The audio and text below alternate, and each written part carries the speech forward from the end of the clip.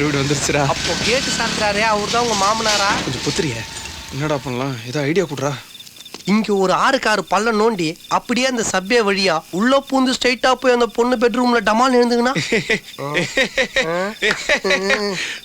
நன்றி. பண்ணாட.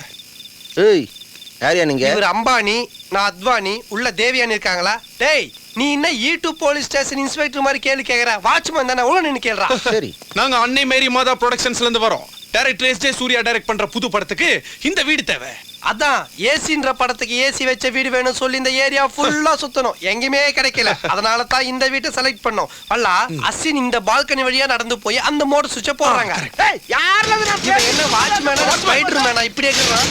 யோ படத்துலயா? டேய் உனக்கு என்ன புற போட்டா வளர்க்குறாங்க? இவ்வளவு விசுவாசமா இருக்கான். சரி வீட்ல வேற யார் இருக்கா? எங்க பெரியம்மாவும் பெரியயாவும் கோயம்புத்தூர்ல இருக்காங்க.